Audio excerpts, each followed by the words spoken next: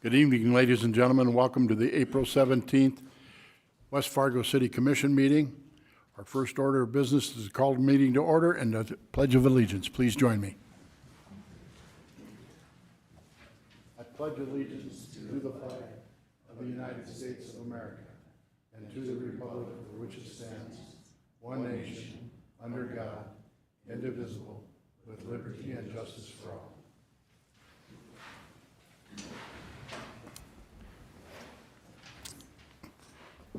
Thank you. First order of business is to approve the order of the agenda, Commissioners. It has been presented and it is in your packet. Move to approve. Thank you, Commissioner Anderson. Is there a second, please? Second. Commissioner Olson seconds. Been moved and seconded to approve the order of the agenda as presented. Is there any discussion? Hearing none, all those in favor, please signify by saying aye. Aye. Opposed? Motion carried. Item D is the approval of the minutes of April 3rd, 2023. It is on pages 3 through 6. It is in the packet and it has been distributed. Move to approve. Thank you, Commissioner Olson. Is there a second, please? Second. Commissioner Anderson seconds. Been moved and seconded to approve the minutes of April 3rd, 2023 as presented. Is there any discussion? Hearing none, all those in favor, please signify by saying aye. Aye. Opposed? Motion carried. Item E is the building permits report. It's on pages 7 through 8. It's in the packet and it has been distributed. Commissioners, any questions on the building permit report? No, I'll move to approve. Thank you, Commissioner Olson. Is there a second, please? Second. Commissioner Simmons seconds. Been moved and seconded to approve the building permit as presented on pages 7 and 8 in the packet. Is there any discussion? Hearing none, all those in favor signify by saying aye. Aye. Opposed? Motion carried. The next order of business is the consent agenda. The consent agenda contains items A through G. Is there any discussion or questions on the consent agenda? Make motion to approve. Thank you, Commissioner Olson. Is there a second, please? Second. Commissioner Simmons seconds. Been moved and seconded to approve the consent agenda items A through G as presented. Is there any further discussion? All those in favor, please signify by saying aye. Aye. Opposed? Motion carried. We now move into the regular agenda. The first order of the business is the Board of Equalization. It's on page 111. The first order of business is that we're going to reconvene the local Board of Equalization. Due to some scheduling conflicts last week, we did not have a quorum. So we are now in the Board of Equalization. The first order of business within that is to approve the minutes of 2022. Make motion to approve. Thank you, Commissioner Olson. Is there a second, please? Second. Commissioner Simmons seconds. Been moved and seconded to approve the minutes of 2022 for the Board of Equalization. Is there any discussion? All those in favor signify by saying aye. Aye. Opposed? Motion carried. Item 1.3 is the vote on the values as presented. As presented last Tuesday at the Board of Equalization, the entire document was presented by Mr. Nick Lee, our city assessor. So those values have been presented, they have been distributed, they are for the public review. The commission needs to vote on those to approve them. Make a motion to approve. Thank you, Commissioner Simmons. Is there a second, please? Second. Commissioner Olson seconds. Been moved and seconded to approve the values as presented last Tuesday and again this evening for the Board of Equalization for 2023. Is there any further discussion? I call on Mr. Nick Lee. Just want to add the caveat in there to allow me to work with the people that are on that list. Very good. Thank you, Mr. Lee. Any person that came forward, had a written or a verbal conversation with the city assessor's office, there's still time to have a conversation with the assessor's office regarding the valuations. That is still open. I believe that, correct me if I'm not, if I'm wrong, Mr. Lee, but it's April 5th that you submit to the county? May 5th, excuse me. It's June 5th. June Yeah, 5th. that's There. funny. See, I have the 5th in my mind. I just had the wrong month. My Yeah, we're apologies. just working with a few people yet, so. So again, we had 4 people that came in and wanted to discuss the valuations, which is great. We had 32 that inquired through the office and visited with staff. So you still have till June 5th before it's submitted to the county, correct? So if, like last year, if we could get a motion to approve the values that weren't appealed and then just allow me the ability to keep working with the people that have appealed, I think that would be best. Okay, I have a question. please, Commissioner Olson. How late do residents have to appeal? Well, that was supposedly to our meeting on last Tuesday. So that got extended to this week, That got extended to right now. to right now? And that's not to say they can't appeal at the county. Anyone can appeal at the county. Okay. It's just for this portion of the Board of Equalization, we'd like to approve all the ones that weren't appealed and then have the ability to continue to work with the people that have appealed. There's still the opportunity for you to have discussions with the assessor's office. I'll make a motion to approve the values as submitted by the city assessor on the properties that were not appealed, with authorization to review the properties on the appeal sheet with the resulting values sent to the county. Thank you, Commissioner Simmons. Is there a second, please? Second. Commissioner Olson seconds. Been moved and seconded to approve the values as submitted by the city assessor on the properties that are not appealed, with authorization to review those properties. Been moved and seconded. Is there any further discussion? All those in favor, please signify by saying aye. Aye. Opposed? Motion carried. Thank you. We need to adjourn. We now stand adjourned on the Board of Equalization, and we move into item number 2 of the regular agenda. Item number 2 is the Saukey subdivision request for a variance. Lisa Sankey, planner for the city of West Fargo, is on pages 112 to 120. We will be acting this evening on this particular item as the Board of Adjustment for the city of West Fargo. Ms. Sankey? Thank you. Earlier this month, the applicant received approval for a replat and conditional use permit for a 4,000 square foot private, non-commercial recreational facility in our extraterritorial area. The applicant is now requesting a variance with a decrease of the required setbacks from 60 feet to 20 feet. The submitted site plan shows the building location with both of the setbacks. With regard to the applicant's request for a variance from the required yard setbacks, staff analysis is that it does not meet the variance. It does not appear the variance can be justified as none of the criteria listed in the staff report are met. The Planning and Zoning Commission is required to hold a public hearing and forward their findings regarding whether variance criteria has been met and recommendations to the Board of Adjustment. At their April 10th meeting, the Planning and Zoning Commission recommended denial on the basis that the application is not consistent with city ordinances dictating a 60-foot setback requirement for a private, non-commercial recreational facility and does not meet the criteria for granting a variance. I'm open to answer any questions, as is the applicant. Commissioners, do you have questions, Ms. Sankey?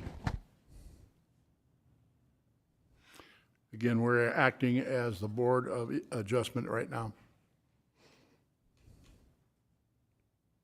The recommendation is by Planning and Zoning is do not pass the request for the variance.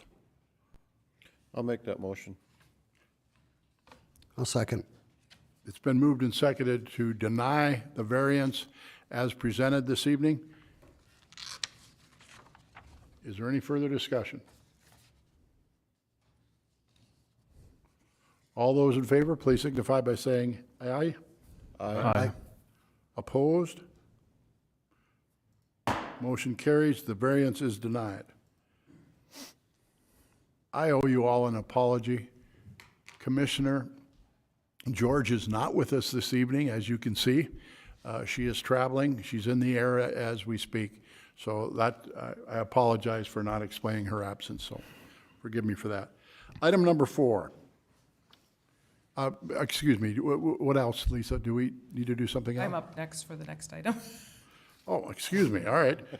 Item number 3, Dakota Territory 14th Edition, approval of detailed development plans for a PUD amendment. Ms. Sankey, planner, City of West Fargo. Pages 121 to 143 in the packet. Thank you. The applicant has submitted detailed development plans for a residential development that includes 11 3- and 4-unit townhouse structures, as well as a private stormwater pond. The applicant has further provided proposed elevations, landscaping, fencing, and site plan information, which is provided in the staff report. At their April 10th Planning and Zoning Commission meeting, they recommended approval of the detailed development plans for planned unit development with conditions of approval as noted in the staff report, which have been satisfied and are incorporated into the attached planned unit development agreement. Those recommendations include a signed planned unit development agreement is received and approved in conjunction with the detailed development plans. Detailed development plans will be subject to, but not limited to, the R3 multiple dwelling district regulations, supplementary district regulations, landscape standards, off-street parking and loading requirements, and sign regulations. I'm available to answer any questions, as is the applicant. Thank you, Ms. Sankey. Commissioner Olson? On the on the east side of this development, proposed development, at the southeast corner, there's an existing entrance off of 17th, is it? Yes. And it goes right down to one of the furniture stores there and that retail area. Are we limited to just having that one entrance and exit onto 17th there? What I'm concerned about is you've got a units 26 through 29 right next to that, and if you're going to have semis coming and going and all that, I'm just wondering if that entrance still needs to be maintained there, or can that be moved further south for those businesses to be, for those semis to utilize that? So that's an existing easement that's incorporated on the plat, and there are agreements in place with the property owner Menard and the property owners to the south. 17th Street is a limited access street, so that's where the access is provided on 17th Street. 10th Avenue is a local street, so access can be provided along 10th Avenue, but 17th, that location is there, and that has to remain there. Okay. I didn't know if that could be shifted further south so it isn't right next to one of those apartment or those townhomes that's there because of, the comings and goings of semis right next to them when they're delivering. I thought if it could be moved further south and not even have that in there, it would be my suggestion. If I was going to live there, I certainly wouldn't want delivery trucks coming through there right next to my home. But maybe I wouldn't choose that spot to live. How would they even go there if that's can they even get in there, Commissioner Olson? They It looks like the building's, on the west side. yeah, but it looks like the building's going over the whole road right now, doesn't it? Well, I was just wondering if they could, I'm assuming they come in from the west, travel on the north side, pull up there and back in. I'm agreeing with you is what I'm Yeah, saying. I'm just yeah. wondering why. Yeah. I mean, I I don't know. I why can't it's see how the so road north. can even be there, Lisa. Isn't their property, obviously they're gonna leave that open still, you're saying, right? Right, and the applicant is aware of the agreements in place. With that, is aware that the To access. get to those businesses. Yes. I suppose they gotta have loading in the back and they, I was just looking at across the street, there's an entrance right across from the south end of Lowe's, at the north end of Lowe's. There's two access points right off of 17th and then right there. So I'm just wondering, not to add another one, but just move that one further south. So it's not in that development of those townhomes. right. And it's lined up with this one. There's also an agreement in place with the city of Fargo and with Menard and the city of West Fargo. That is Fargo on the other side, right? Okay, I was just wanted to bring that up. That was one of my concerns about how that existing road would interfere with the residents. So, I'm sorry, Mayor. Please, Commissioner. So, Lisa, you're saying that we can't move that road down further behind those businesses closer? No. And I don't know if engineering or I mean, to me, that would make. comments regarding that? You know, to me, that would make even the truck drivers happier because now they gotta wind around the road to get there. I bet it's a different property owner. Is it different? Mr. Dan Hanson, City Engineer, City of West Fargo. Welcome. Thank you, Commissioner President Dardis and Commissioners. It's a great point that Commissioner Olson is bringing up, but it is, again, it is a limited access road. There are agreements in place. And the thing is that you, right now with the two accesses lining up across the road, any adjustment to that would create turning movements that are conflicting. Not that these are very high volume roadways, but we tend to not like to stagger our driveways. We would like to keep it across in the path. I do recognize that, yeah, definitely there will be some trucks or things like that hauling in those areas, but the purchasers of the property would be aware of it prior to the purchase. It's not like we're installing it post-construction. So I would say that to move that would be quite an effort, and it would take involvement with the City of Fargo with the agreements in place, as well as the easement that is in place from the original plat from the Menard. So I would support leaving it where it's suggested. Thank you, Mr. Hanson. Any additional questions, Commissioners? Just one. Commissioner? Thank you, Mayor. The one thing that, if you know me, I've always liked is PUDs, and so this has that in there. So at least the citizens will get a lot of, some say into what's happening over there compared to a lot of them. So there will be a lot more than just this meeting tonight on this. I'm certain of that. So with that, I'd make the motion to approve. Thank you, Commissioner Simmons. Is there a second, please? Second. Commissioner Anderson, second's been moved and seconded to approve the detailed development plan for a PUD amendment as presented by Ms. Sankey this evening, With the following recommendations. with the following recommendations. I believe there's 7 of them. Is there any further discussion? All those in favor, please signify by saying aye. Aye. Opposed? Motion carried. Item number 4 is a presentation of the City of West Fargo Police Department's 2022 Annual Report. We have with us this evening Dennis Otterness, the Chief of Police for the City of West Fargo. It's on pages 144 to 182 in the packet. Good evening, Chief, and welcome. Good evening, Commissioner President Dardis and members of the Commission. It's my honor and privilege tonight to share, I guess, a few of the details from our 2022 annual report. And first and foremost, I want to give you some really great news. The City of West Fargo experienced a 10.7, almost 11% decrease in crime in calendar year 2022. That's compared against 2021's statistics. So in over 29,000, almost just short of 30,000 calls for service that we responded to, our department obviously continues to see a decrease in overall crime, which is fantastic and is very much bucking a national trend that you hear almost every day of violent crime being on the increase in major metropolitan areas and certainly a lot of cities throughout the country. And so we're very fortunate to live in a community that's very safe. And so we did continue to see a demand for our services as the city continues to grow. One of the statistics that I don't like to share is that we had a 24% increase in mental health and public assist calls in 2022. And again, that's as compared to 2021. And that statistics really aligns with some of the things that we have, again, going on both locally, regionally, and nationally as we experience a significant increase in calls related to mental health. And certainly in line with that is some of the addiction and other issues that we're having, both in our community locally here and on a national level. So those are things, obviously, that are a huge concern for us.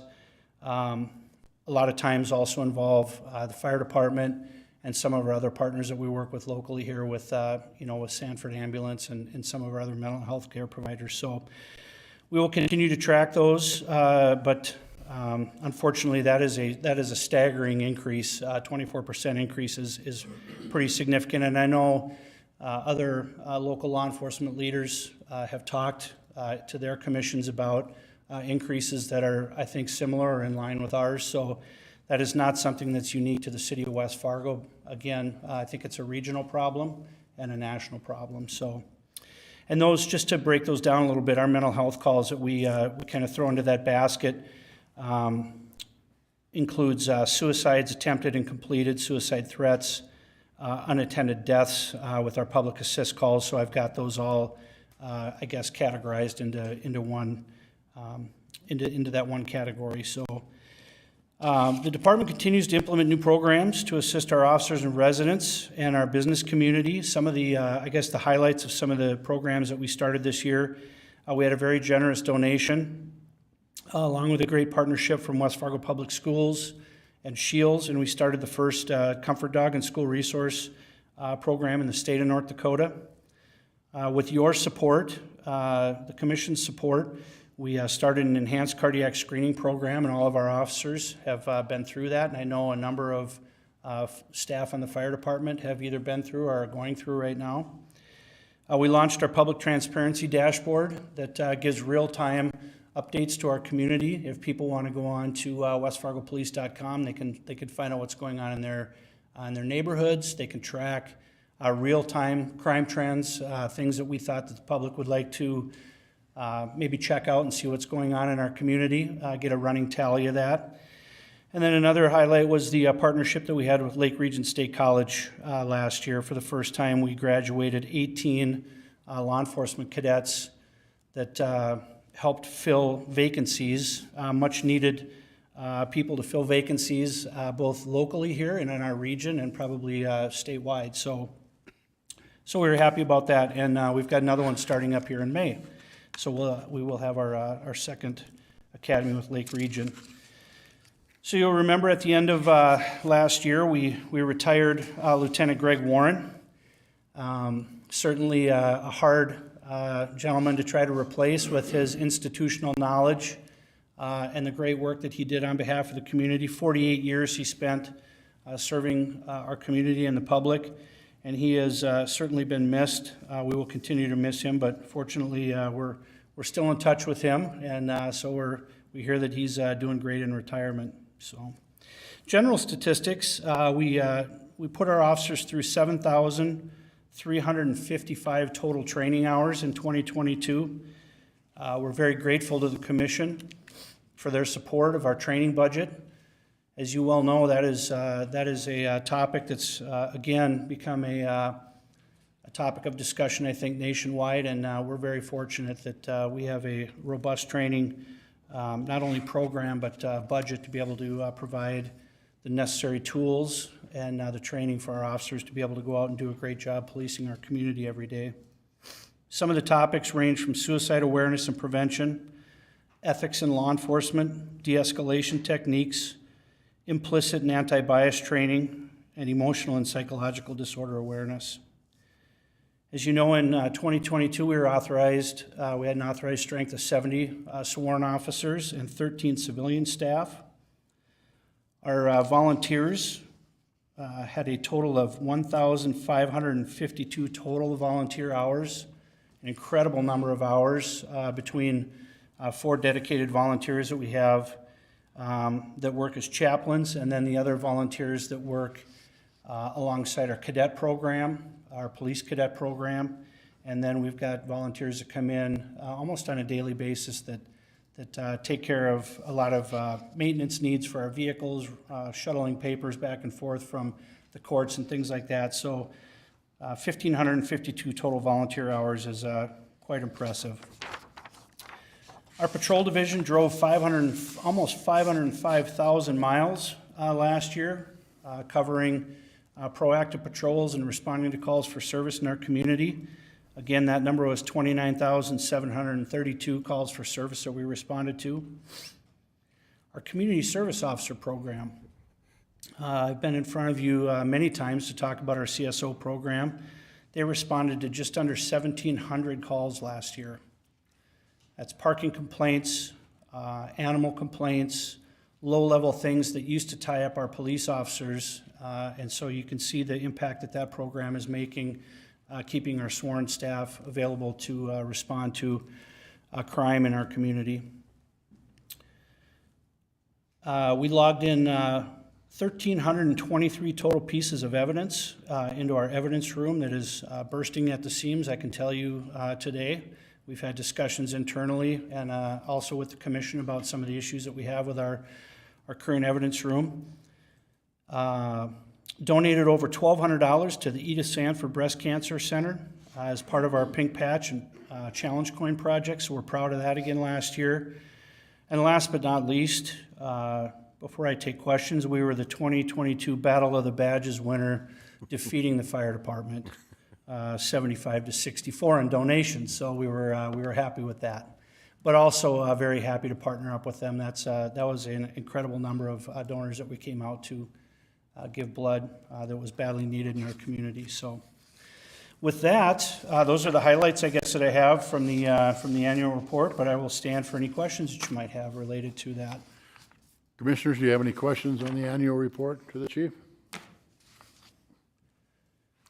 Other than just the comment, looks very good. Thank you, Chief. You did a great job with it. Yep, job well done. Yep. Well We done. have an incredibly talented and dedicated staff that I get to work with every day, and they do a tremendous job out in our community. You see the calls for service that our people are responding to every day. It's a dangerous job, but they come in and do it every day in and day out, and they are a fantastic group to work with. So it's a privilege and an honor for me to be able to serve as a police chief. Congratulations to you and your command staff for your efforts this year. Greatly appreciated. Thank you. Thank you. Item number 5 is the body worn camera program update. Again, we call on Chief Otterness. Thank you again, Commissioners. Real briefly, just a real quick update on our body-worn camera program that we have talked about a number of times. See if I can get that to pull up.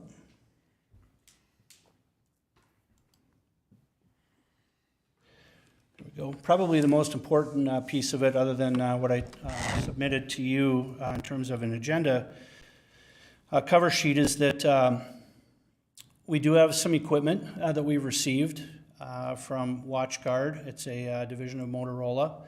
That is the system that we currently utilize in our squad cars, our in-car cameras. And so we're going to be launching a wear test, testing and evaluation process with WatchGuard body cameras. I believe we've got 6 or 7 currently in-house. We're just waiting on a couple of key things that I'll touch on in a minute, but it's been a long wait to get the equipment. There's certainly been issues on the manufacturing side and being able to get equipment, just like every other sector throughout the United States. So we're happy that we've got that equipment in.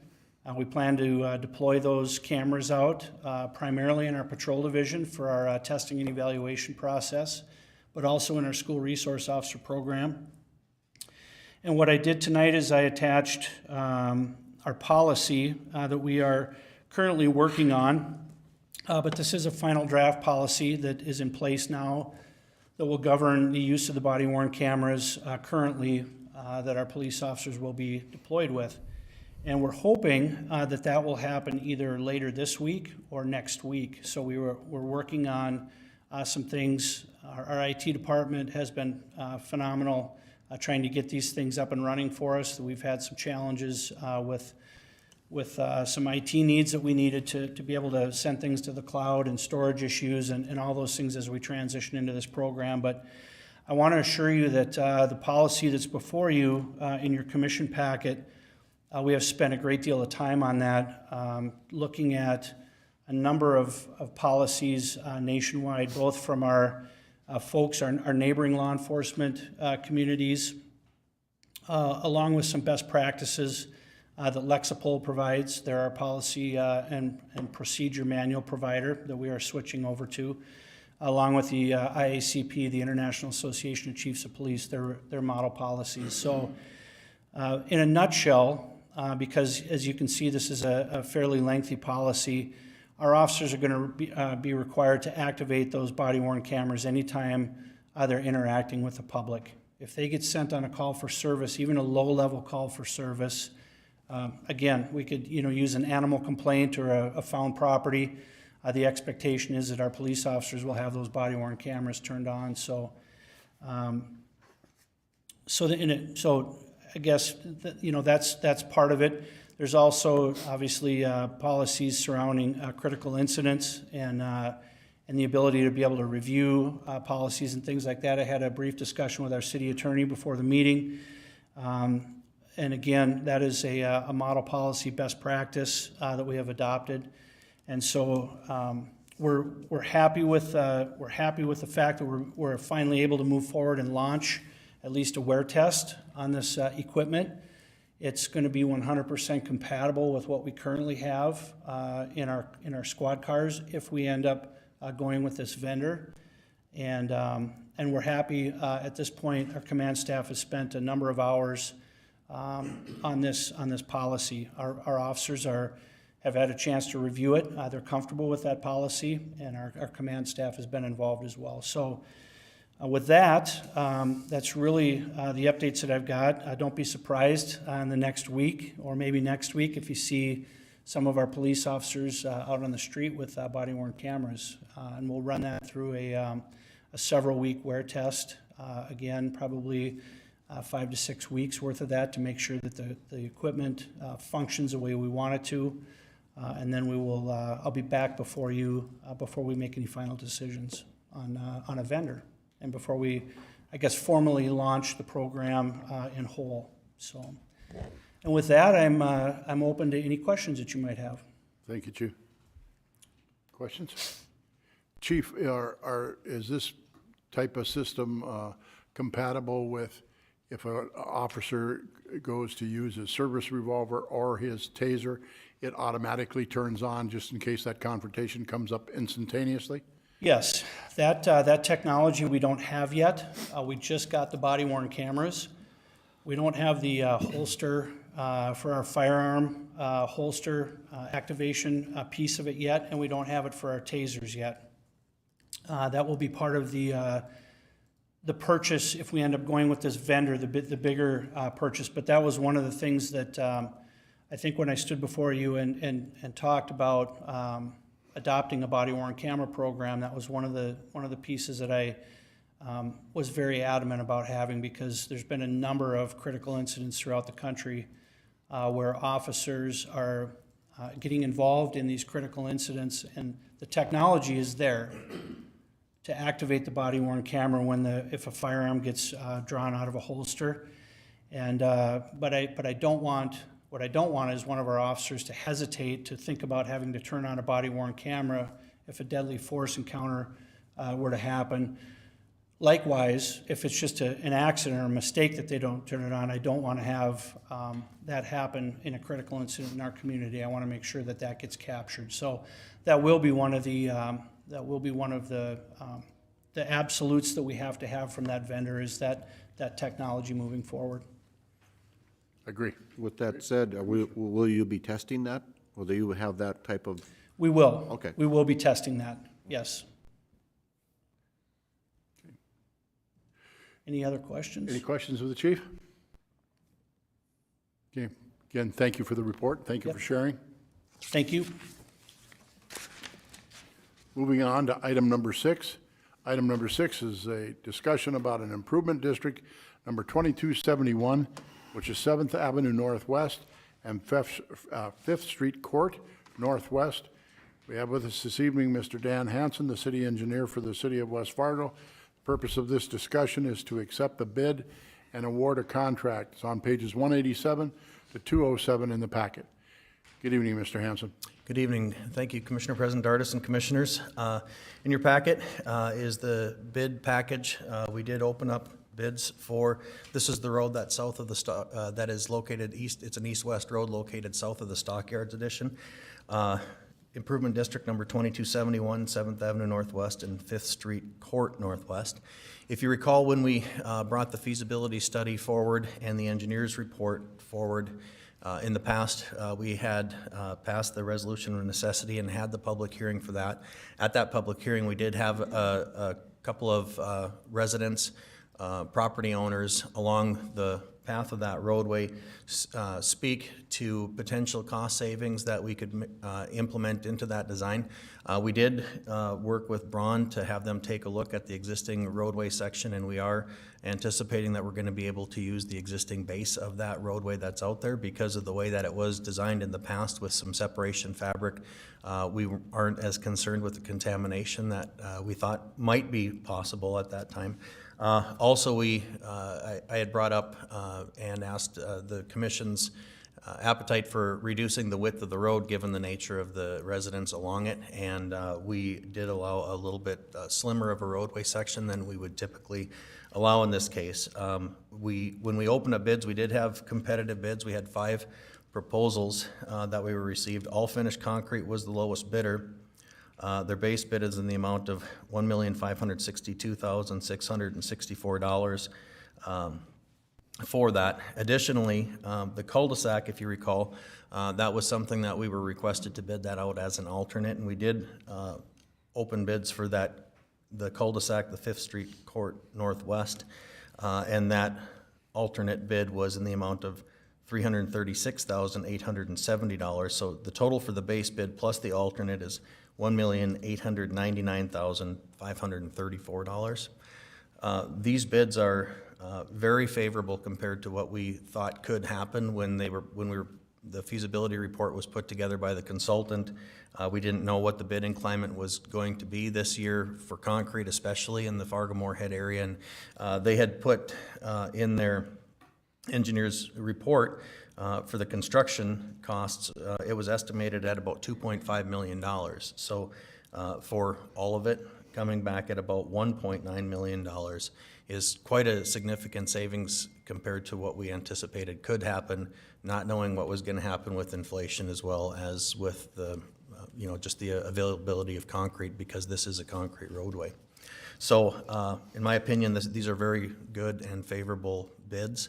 And I would recommend that the commission award the bid to All Finished Concrete for both the base bid and the alternate in the amount of $1,899,534. And this project, it would be paid for solely through special assessments to the adjacent benefiting properties.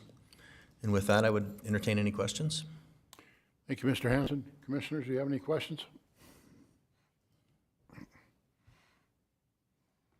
I'll make motion to approve. Thank you, Commissioner Olson. Is there a second, please? Second. Commissioner Simmons seconds. Been moved and seconded to approve Improvement District number 2271, which is 7th Avenue Northwest and 5th Street Court Northwest, to accept the bid of $1,800,000. Come on, I got to find it here. 99. Thank you. 99,000. Is there any further discussion? Hearing none, all those in favor, please signify by saying aye. Aye. Opposed? Motion carried. Thank you, Mr. Hanson. Item number 7 is the 23rd Avenue South and Blue Stem Drive East, an intersection modification and traffic signal improvements. Again, we have Mr. Dan Hanson, City Engineer for the City of West Fargo. The purpose of this discussion is to create a project number 2273, direct and approve the engineer's report, and direct the engineer to prepare both a task order for basic services and plans and specifications. It is on page 208 through 215. Please, Mr. Hanson. Thank you, Commissioner President and Commissioners. This is a new project before you. Basically, with the development of the commercial area with Costco and development of the businesses to the south, recent development that's going to be happening along Blue Stem. The level of traffic service with that just being a stopped condition for the north-south roadways entering into 23rd Avenue East has created a situation where it is the level of service of people trying to get access onto 23rd Avenue East. There is quite a bit of queuing that happens. If anybody's tried to exit the Costco parking lot, you know exactly what I'm talking about in those situations, because people exiting Costco typically are on their way to head east out of there, and they not only have to wait for traffic heading along that roadway, but they also have to worry about traffic and yield to traffic that's taking a right on Blue Stem. It's resulted in a lot of people having to basically just step on the gas to try to make it through, and we do not deem that this intersection is going to get less traffic. It's just going to get more and more traffic as the development occurs. So we did have in the 2022 CIP a project that was going to address this signalized intersection, and also included in that 22 CIP item was a roundabout to the west at the 6th Avenue intersection, 6th Street intersection, and that is not included in this. The reason that I'm bringing this one forward without that is because there is some money left over in the, for lack of a better term, the Costco TIF district for the sales tax that was accumulated from Costco.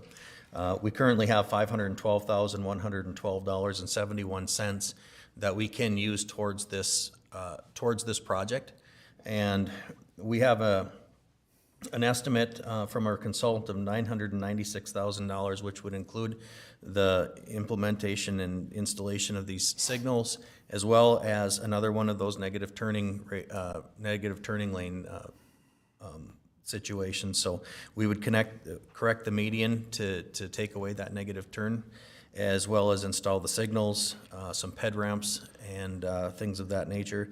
This is not much different than what we just went through with the 9th and 32nd.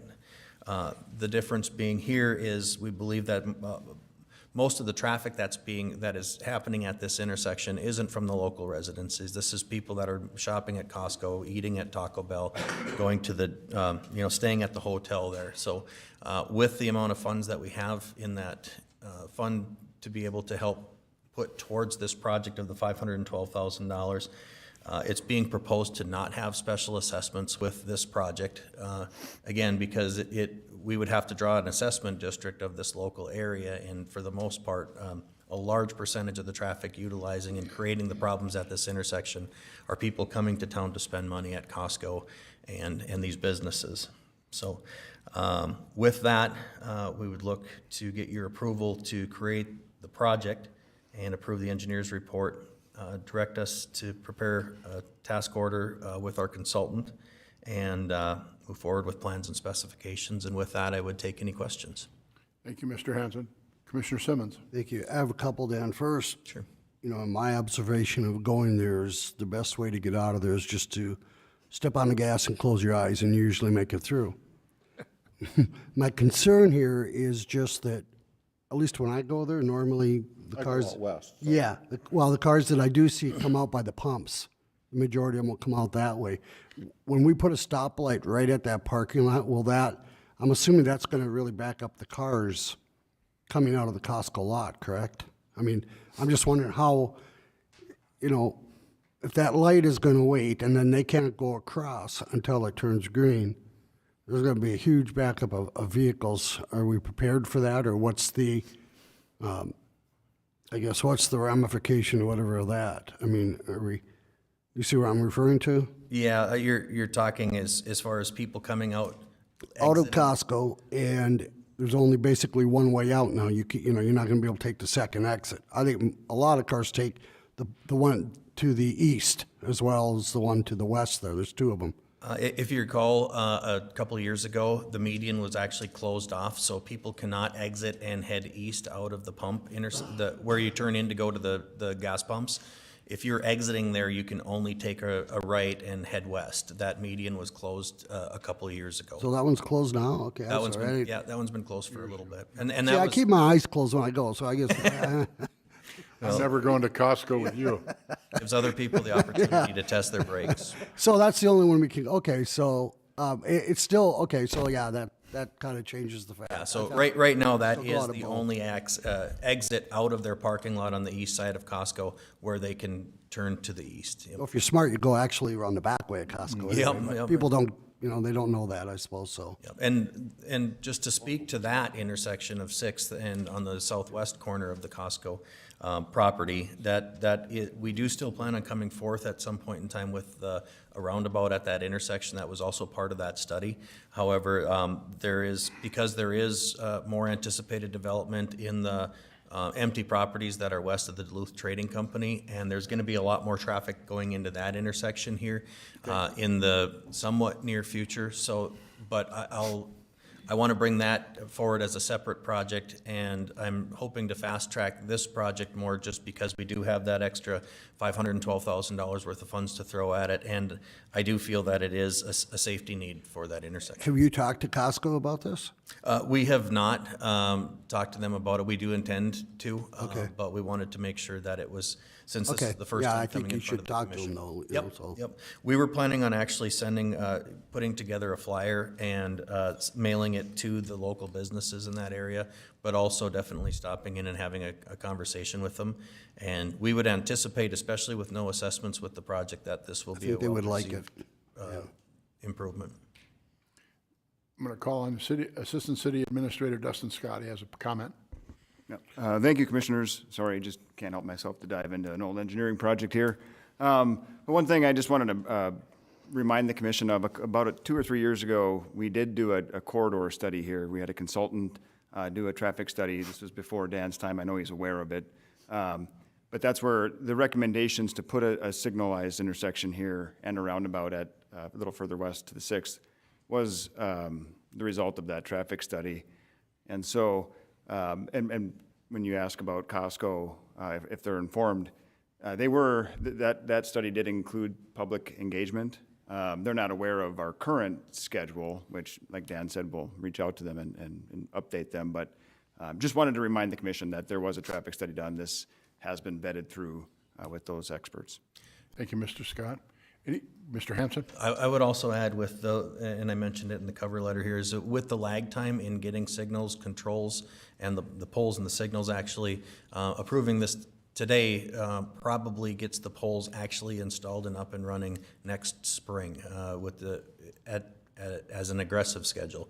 Hopefully we can get done with the intersection modifications this summer, get the bases ready to be set, so that way if we do happen to get signals during the winter times, we can still install them during cold conditions as well. But the vast majority of the cost of this project would be in the signals, and so we wouldn't likely pay for the installation of those signals until after they're installed next year. There could be some costs where a contractor would say they want to be paid for materials on hand if they've ordered them and would like to get reimbursed for that. So that could potentially come forward. But the expenses with this project would not only be this year, but likely the majority of the expenses coming next year in 2024. Thank you, Mr. Hanson. Commissioner Anderson?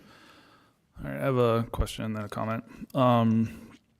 As far as the intersection on 23rd and 6th, what are you thinking preliminarily about timing for that? So I feel like there's some safety issues with that one as well. When I visit Costco, I go around back and go down 6th. It's kind of like a lot of us do. There's some sightline issues there. So I feel like that's something that needs to be addressed as well. And so I'm curious about the timing of that project, when that one might be brought up. I would honestly like to bring that forward here within the next couple of months. With that, we would like for these projects to actually be timed together, so that way, while the construction's going on, we basically rip the Band-Aid off in that. But with the amount of timing between going through the process, right now, for the CIP, that would be a special assessed project, so there would be an additional time period where we would do the resolution of necessity, the public hearing, then the design, and then eventually come back to awarding the bid. That it would be likely that would be a 2024 construction would be the goal of having that roundabout put in. Okay.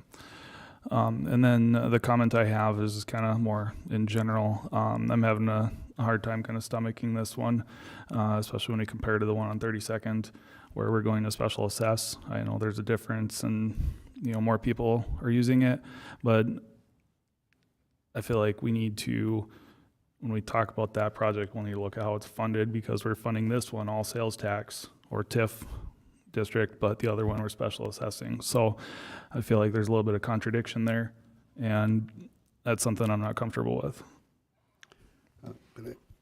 Commissioner Simmons? Thank you. So I guess I want to understand this right. So the TIF is the 500,000 or so. That's the TIF. Correct. What about the other 400 some thousand? Is that going to be assessed to? We're going to use capital sales taxes for that? What's being That's proposed where with Commissioner this? Anderson is talking. Yeah, right there. Yeah, what's being proposed with this is to use the capital improvement sales tax to fund the difference. But we haven't decided that yet. If we wanted to move forward with an assessment process and assess this just as the other one, then, and I recognize Mr. Anderson was not saying that we should mirror that one. He was saying the other one should mirror this one. But if we did want to proceed with an assessment process with this, then we would need to basically back up, create an improvement district likely at the next commission meeting, and pass a resolution of necessity setting up that public hearing at a future commission meeting. Commissioner Anderson does raise a very valid point, and one that I'm going to ask Commissioner Anderson to sit down with Assistant City Administrator Dustin Scott and City Engineer Dan Hansen with regard to the possibility, as we continue to change some of the traffic patterns because of our growth in West Fargo, developing a policy of what the city might do anytime that we're going to implement a traffic control system, because they're $600 to $700 to $800,000, and to try and develop some type of policy within our CIP as to whether or not a percentage or of what the city might participate in. I think that we should have some deep dive discussions on that. So, Commissioner Anderson, I charge you with that, and I appreciate your comments and questions. Yeah, thank you. We still have an item before us, item number 7 here. Mr. Hanson has presented, is to create a project number 2273 for, to approve an engineer's report and direct an engineer to prepare both a task order and the basic services and plans and specifications. Make a motion to approve. Thank you, Commissioner Simmons. Is there a second? Second? Commissioner Olson seconds. Been moved and seconded. Is there any further discussion? All those in favor, please signify by saying aye. Aye. Opposed? Motion carried. Thank you, you. Mr. Hanson.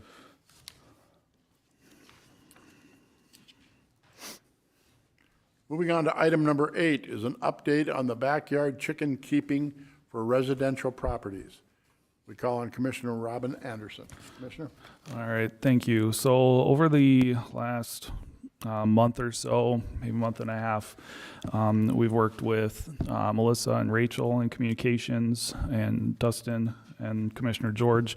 We've met and we developed a survey to send out to, made available for residents to participate in.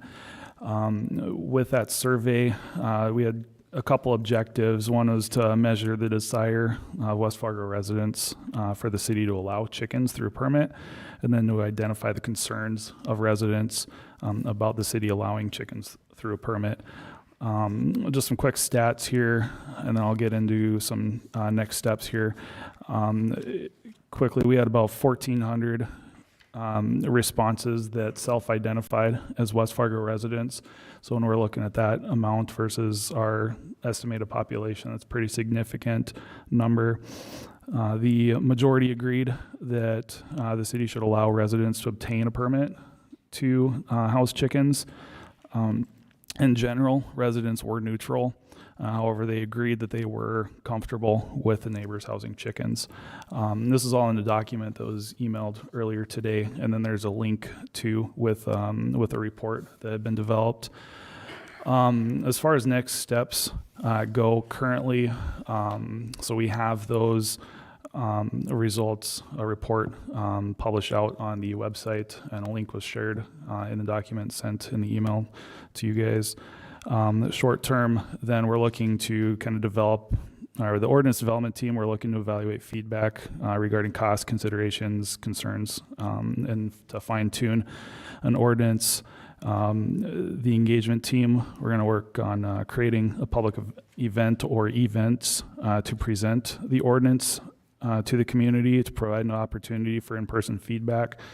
And then in June or July is the anticipated time frame for the ordinance development in the first and second readings and potential approval. And then that's about all I have, unless you guys have any questions on anything. And I know Melissa and Dustin are here too for any questions. But as I'd like to say, thank you for the work, especially to Rachel, going through all those comments and reading through everything and kind of assigning a category to each of them, and Melissa for working through this and pulling this together, and Dustin for the help as well. Thank you, Commissioner Anderson. Commissioner Simmons, do you have a question? I do, Commissioner Anderson. I just have one, because I'm reading it, and you're asking, the question, strongly agree or disagree. And I don't see it in this one, but I saw it through my phone when I think it was sent to me. But so what, in your opinion, what is the majority of these 1,400 people saying as far as do they want chickens or not chickens? What was the breakdown between yay and nay, so to speak? So the majority of them were in favor. We're in favor of it, okay. Yes. It wasn't by a lot, by a huge margin here. If you just give me just a second, I can. Is it 53%? Yeah, it was in the low 50s. Let me pull up the report here. All right, so it looks like to allow a permit, those that agreed was about 58%, and about 54% were comfortable with their neighbors having chickens. 58% said what? That They agree that we should allow a permit. so in the survey, what I'm hearing is the majority of the citizens between these 1,400 agree with having chickens. Yes, Just whether or not the rules are put in place, correct? correct. Yep. And then there's in the document that was emailed, there's a list of different concerns and things that were raised, kind of categorized based on comments and other things that were raised. And so we'd be looking for the ordinance that's created. We'd be looking to address those. Are you planning on taking the kind of the template of Fargo as far as what they allow, what they don't allow, and using those guidelines? I believe that's what we were looking at, or at least kind of as a foundation. We'll call on Mr. John Shockley, City Attorney for the City of West Fargo. Commissioner Simmons, it's a great question. As part of this process, I'd put together a rough draft of an ordinance based upon what Fargo and now Moorhead is offering for chickens and the permitting process, thinking that it would be good to have similarities across the three cities. Obviously, it would be subject to additional input from the city, but we thought, city and citizens and the city commission, of course, we thought that would be a good starting point for the public hearing process. I guess where I'm going with this, Commissioner Anderson, is say you have three houses and the two on each side don't want one, but the one in the middle wants it. Is that something where in your mind you're thinking, okay, you can have it, or do those neighbors have to agree? I mean, that's a difficult question, but I'm thinking, your home is your kingdom. Right. I mean, so all three of those people have to be somewhat happy, in my opinion. I mean, you can't put chickens in the middle of two people that don't want them. I think that would be a huge domestic problem for us and for our chief over there. So that's all. I mean, trying to say in a positive way. I'm fine with it. If everybody wants it, I don't care. Right. But No, I you mean, want it. yeah, I think that's a valid point, and that's one of the things that was raised as far as permission from immediate and or budding neighbors is one of the things that was brought up. So it's something that will be discussed Great. on some level. Yep. Thanks. Assistant City Administrator Dustin Scott. Well, thank you again, Commissioners. Just to build on Mr. Shockley's discussion on the ordinance, along with creating the ordinance, we also have to create our administrative procedures and policies. I know in Fargo, their police department handles a lot of the work. I'm not sure that that's appropriate for our police department. In fact, if you were to ask the chief right now, I'm pretty sure the answer would be no. But once we get past this public input process, we do have to really hit the books and determine how are we going to administrate it, who's going to issue the license, who's going to go out there and inspect, who's going to do quality control, who's going to deal with the complaints, and so on and so forth. And I know that's not a lot of work, but it is work. We have to identify how that's going to get done. So that's going to come forward to the commission for consideration when this all is buttoned up and ready for final actions. Mr. Simmons. I just want to make the comment that I'd like to see the chief chasing chickens around the neighborhood. I think it'd be kind of fun, Chief. Sorry, but to pick on you, but Aren't we putting the chicken before the egg? Of drawing up all of these plans before we even know we're going to even approve this ordinance to get all of your administrative stuff done? I mean, before we ever go there, I think we got to decide yay or nay, we're moving forward with this before you spend any more time doing that. Is my personal opinion, because you got to know why waste all that time if the end result's going to be shot down. Then we just wasted 3 months of your time and everybody else's time to find out that it isn't going to fly. And no pun intended on that one. I don't just to be disagree clear- with you. I don't disagree with you, Commissioner Olson, but at the same time, before I approve something, I want to see. True. I want to see what it is. So True. it's kind of hard. We're in a kind I of a know. conundrum here, Yep. I'm going to call on the Chief of Police, Dennis Otterness. Chief? Just real briefly, in relation to the Assistant City Administrator's comments, the City of Fargo's got an entire licensing department that manages things like that. We don't have anybody for the city that handles licensing, other than specific departments where we think it fits most appropriately. And, on top of the challenges of, I think the Assistant City Administrator touched on a lot of different things that have to happen.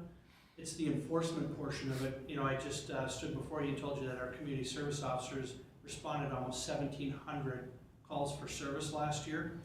And I can tell you that code enforcement and some of those other things are a real priority for our citizens. As I receive complaints and concerns from people in the community, and so I just want to make sure that the commission, and I know you will, but involves the police department in some of these discussions about whether we can absorb the extra time to go out and do inspections and address the calls for service that are going to increase because of this ordinance if we allow this. So, when you're relying on a part-time staff of community service officers, 1,700 calls for service is a pretty significant number of calls that they're taking from our police officers. And then, any of those calls that are coming in after 6 p.m. or 7 p.m. generally when our community service officers are done, are going to be handled by our patrol staff, which is already very thinly staffed. The Commission is very well aware of what our minimum levels of staffing are and where we sit most days, so that is going to pull a police officer out of a potential criminal enforcement role and have them dealing with some of these issues. So I think those are all things that need to be considered, and we'll make sure that hopefully we'll have a seat at the table as we look to try to figure out some of these nuances and some of the challenges I think that it could present. So that's all I have. Thank you, Chief. Thank you. Any other discussion on this item? So Commissioner Anderson, do you have a recommendation of where we're at? And so do we go to the next step and develop some basic criteria? So as to Commissioner Olson's point, where we're at, just for reference, and I think that Communications did a wonderful job with their survey and the data and how they put it and how they group the questions with regard to proximity to the neighbors, the number of chickens, the size of the chicken coops, the heights of the chicken coops. There are a lot of these coops that are sold commercially in this community. And, you know, if we follow that kind of blueprint of those standards. I had 14 people reach out to me. 12 were adamantly against chickens, and this is what I received from public input. Of the 14, 12 were adamantly against, and 2 were adamantly engaged and wanted to have chickens in their backyard. So, just for the public record, I've been contacted on this too. I had about the opposite, about 2 that were adamantly against and more than that were in favor of it, so. I'd be You curious. got a to- different mix, circle of yep. friends then, I guess, Robin. I'd be curious to find out how many of the people in favor have actually ever had chickens on a farm and dealt with them. And now they want to bring them into town to raise 3 or 4 chickens, and what the headaches they're going to run into and all that kinds of stuff. I'd just be curious. That should have been a question. Have you ever had a chicken in your life before? It would have been interesting to find out. They might change their mind once they get. I think if, Commissioner Simmons is going to ask you, well, don't you eat chicken? yeah, yeah. Commissioner? So just for reference, I think Dustin, John probably know this, but we went through this issue quite a few years back, and it was not pleasant, to say the least. The only concern, and I don't know, Commissioner Anderson, how we can do this, but we need to figure, I don't even know how we could figure out if all, like I said, again, going back to those 3 neighbors, if that's the criteria, that all 3 of them are okay with it, you know, if they want it, it's not in my backyard, I guess, so to speak. I don't mean to put it like that, but I don't think that's ever going to happen. I don't think we're going to get 3 neighbors in a row that are going to agree. But that's something that you get to try to solve, I guess. That's on your you know, that would be my concern. If you came to me today with this and said, okay, there's 3 neighbors, 1 and 2 agree, but the third one on the other side doesn't, I don't think I could support it that way. I mean, I think that somehow we have to have an agreement, you know, to keep the neighborhood friendly. The chief of police does make a good point. We have to figure that out too, how we can pay for that. And so there's a lot of homework for you, I guess, in this, but We have to have a whole licensing division. It'll cost the city more money than to do that. there may be a different way to, I mean, I don't know that we have to go to that extent. My biggest concern is the 3 neighbors. I mean, that's it. It's all about the citizens here. And, you know, I may not like tomato soup, which I don't, but a lot of people may. And so it's a majority wins in my book all the time. So, Mr. Scott, Assistant City Administrator, please. Sorry to jump in again. So just to be clear on where we are at, we've been data collecting to this point. And moving forward, our plan was to tonight give an update and then continue some additional data collection through some public engagement meetings. In the meantime, start drafting our thoughts on the administrative process. Mr. Shockley does have a draft ordinance, but we have to kind of match that with our abilities to administrate something and then come back. But again, at this point, we're still collecting data, and moving forward over the next month, we want to continue collecting data. And I just wanted to make sure that that was clear to the commission, that these are all great points to make, and we want to memorialize these into a final report and bring that back for the commission to make those final decisions. Mr. Anderson, do you find that acceptable? You're one of the 2 commissioners that brought this forward. Yep, I do, and I'm, All right, so we'll stand that this evening was informational only. Yep. And we'll wait to hear back. All right?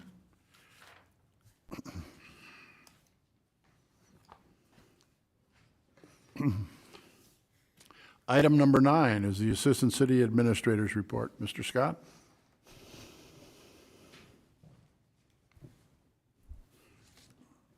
Thank you, Commission President Dardis and members of the commission.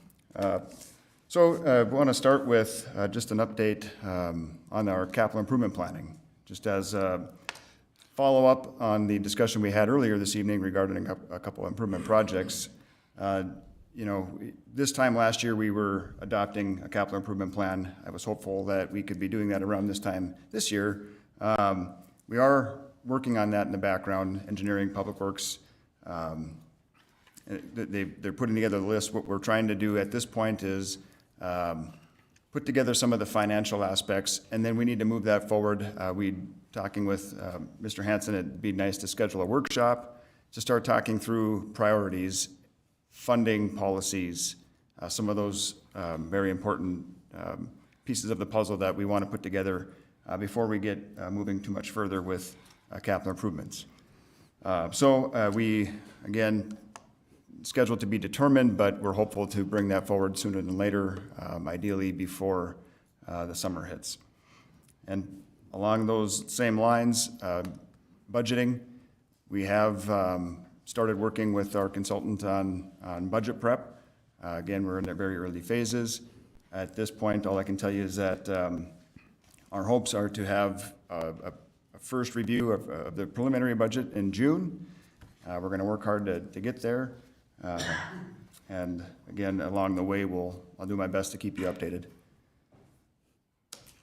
Another topic I want to update the commission on, the RFP that we have published right now for the development in conjunction with the school district over just west of the lights there around the West Fargo sports arena.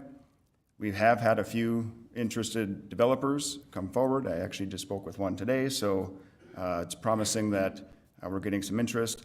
At this point, I've only heard from local developers. I'm not sure if our planning director has heard from anybody else.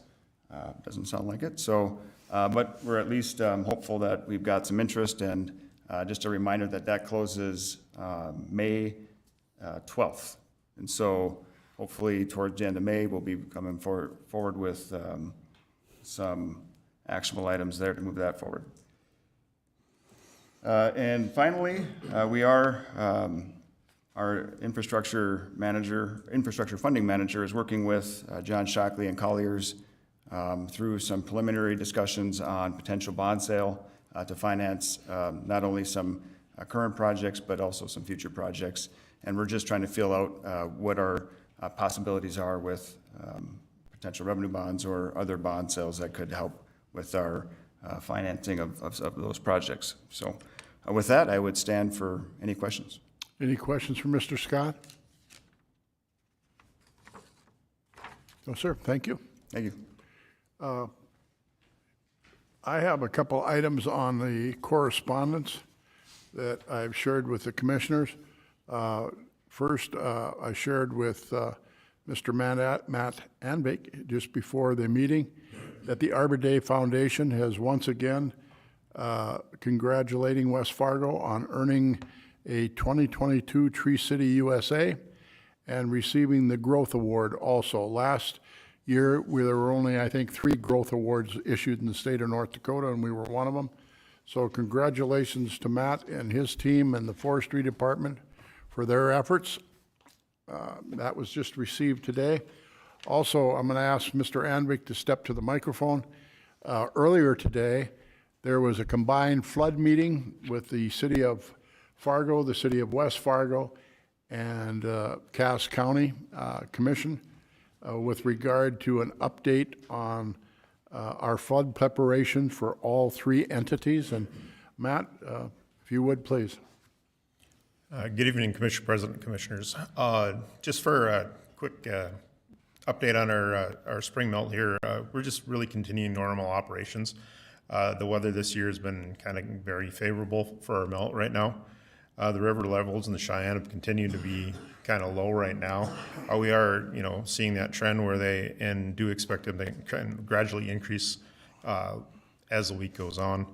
The 7-day forecast, there is a chance of rainier a few days, but it still looks favorable for the melt to continue slow and steady as it has been, with highs in the above 0, but then right around the lows around freezing. So that has helped quite a bit. That water has been slow to get to the Cheyenne, as you can kind of tell by the river level, just because we were so dry last fall. A lot of that water that's coming, off the fields has just been infiltrating in the ground. But once that does start saturating, we'll see that, any precipitation that we get from now on, or if we have fast melt, that might come a little bit faster.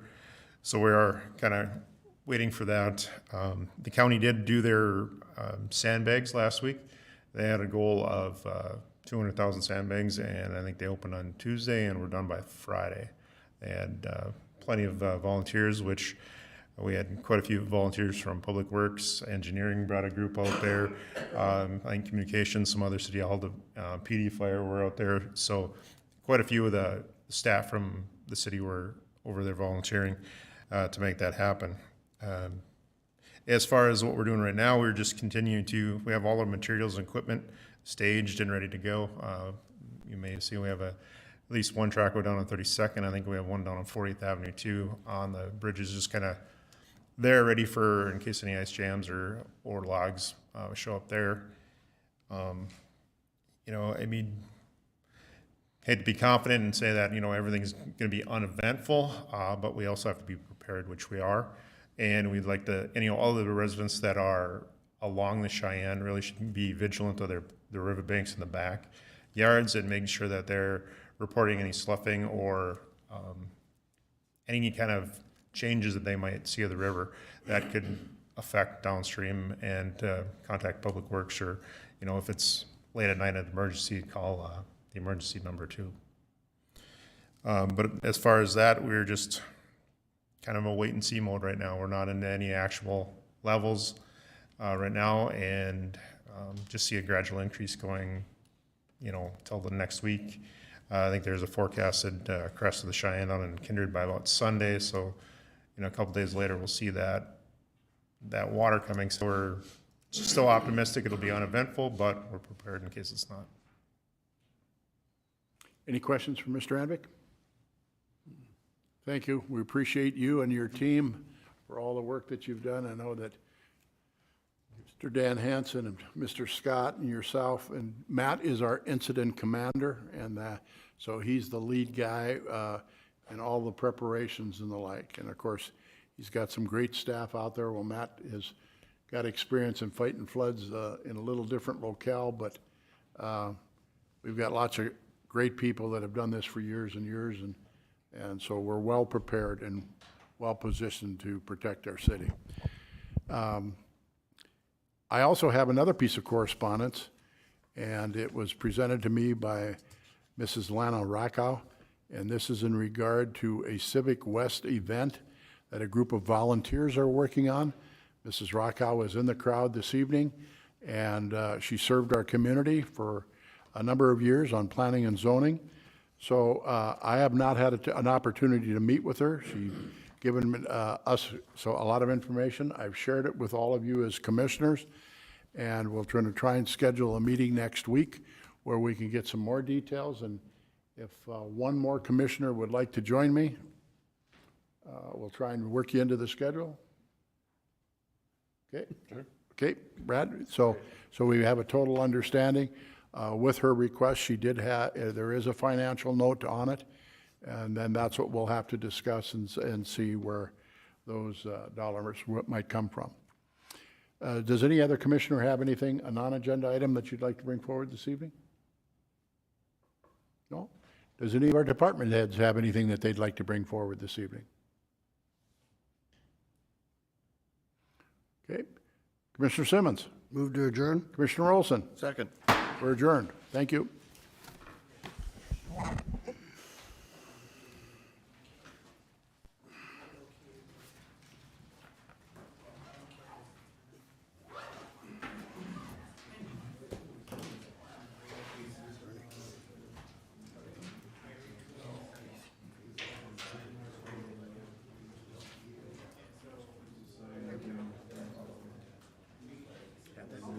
Discussion with